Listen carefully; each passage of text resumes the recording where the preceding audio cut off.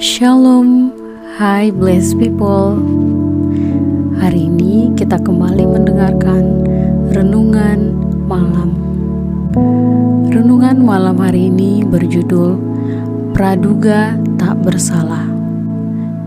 Kita akan membaca Alkitab bersama-sama dalam Amsal 26 ayat 20 yang berbunyi, "Bila kayu habis, padamlah api. Bila penfitnah tidak ada, redalah pertengkaran."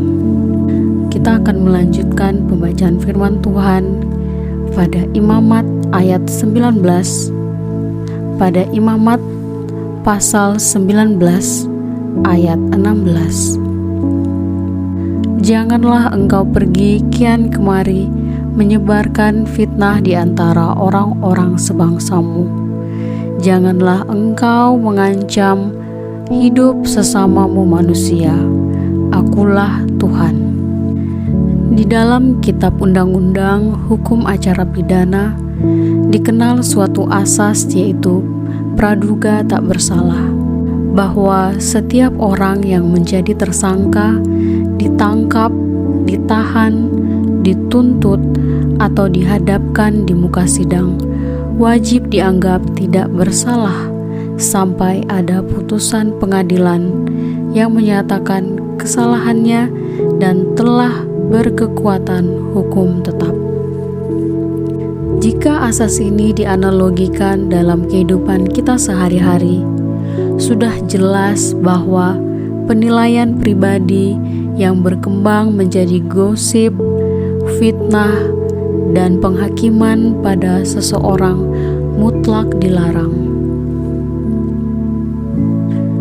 Firman Tuhan jauh lebih dulu memperingatkan kita bahwa menyebarkan gosip atau fitnah sama dengan mengancam hidup sesama kita. Kita semua tahu bahayanya suatu gosip dan fitnah dapat menghancurkan gambar diri atau image seseorang di hadapan orang lainnya. Akarnya seringkali adalah penilaian pribadi yang diceritakan seolah-olah menjadi fakta. Kita perlu berhati-hati. Ini adalah dosa yang keji. Berapa kali kita melihat gerak-gerik seseorang dan membacanya dengan cara yang paling buruk dan tidak adil. Kita tidak pernah tahu seseorang mungkin telah bergumul dengan satu masalah atau kondisi tertentu.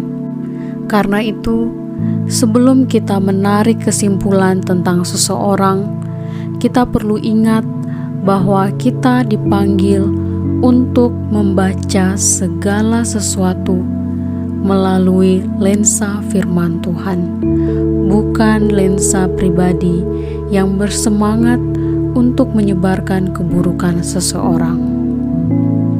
Ingat, gosip, fitnah, dan penghakiman adalah manifestasi dari penyakit hati seperti kebencian, kecemburuan, dan iri hati.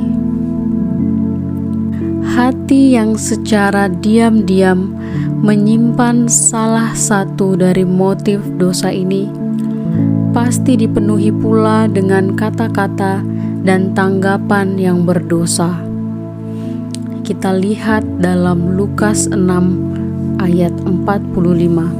"Orang yang baik mengeluarkan barang yang baik dari perbendaharaan hatinya yang baik, dan orang yang jahat mengeluarkan barang yang jahat dari perbendaharaannya yang jahat, karena yang diucapkan mulutnya meluap dari hatinya." Oleh sebab itu, daripada sibuk memaparkan penilaian pribadi kita yang negatif, lebih baik senantiasa mengingat bahwa Kristus telah mengampuni kita yang berdosa, berdoa bagi sesama, dan menjaga diri agar tidak berbicara jahat tentang mereka.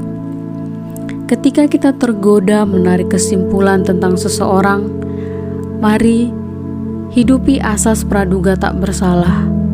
Ini adalah praktik yang paling baik untuk menghindari kita dari dosa terhadap Tuhan dan sesama. Apakah Anda dan saya pernah mengembangkan dan menyebarkan opini pribadi terhadap seseorang?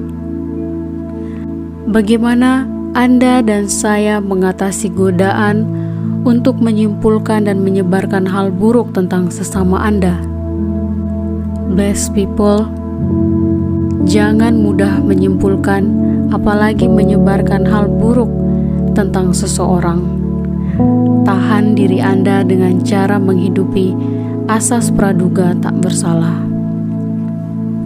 Mari kita berdoa. Tuhan, ampuni dosaku, ampuni segala kesimpulan jahatku terhadap sesamaku.